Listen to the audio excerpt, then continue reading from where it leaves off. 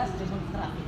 Jadi kalimat-kalimat yang diucapkan yang penting mempunyai dasar, karena saya pun ada dasar bahwa mana yang dilarang dan mana yang tidak dilarang. Jadi ada aturan yang kita pakai, bukan sembarangan asal nyeplos di kalimat itu. Kalau menurut Mbak Yuma berarti ada kriminalisasi atau pembungkaman. Ya, saya menilainya seperti ini maksud saya. Pada waktu kalimat yang disampaikan itu adalah yang dituduhkan terkait kata maling atau nyolong tanah. Nah, ada yang terlontar di dalam satu orasi.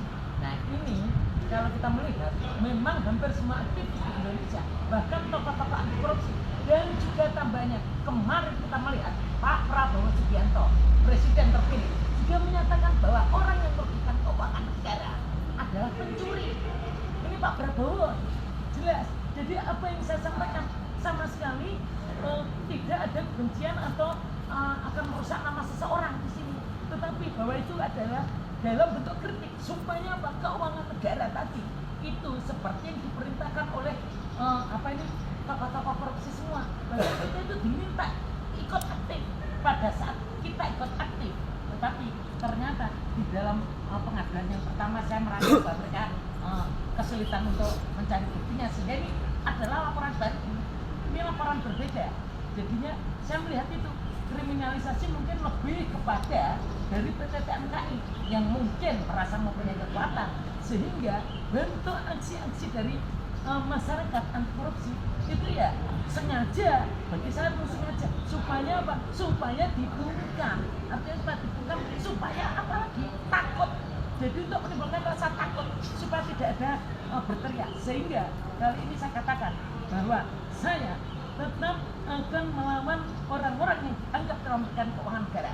Sehingga kata-kata bahwa itu adalah maling tanah itu sesuai bahwa orang yang merugikan kaitannya di sini PT TMKI telah melakukan illegal mining tanah seperti yang saya laporkan. Jadi sebelum saya dilaporkan di sini, saya sudah melaporkan di Polda. Ini ada buktinya. Jadi tindakan PT TMKI ini pada tanggal 15 Oktober 2024. Sebelum PT TMKI lapor, saya sudah melaporkan lebih dulu di Polda.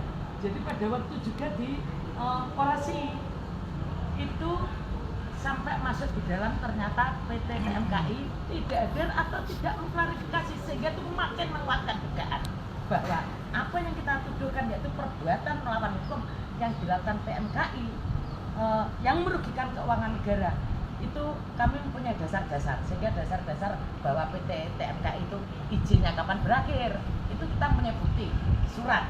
Terus juga ada video bahwa kita sudah mempertanyakan kepada Kepala Dinas Perhubungan yang menyatakan bahwa dan menunjukkan PT TMKI juga tidak mempunyai izin.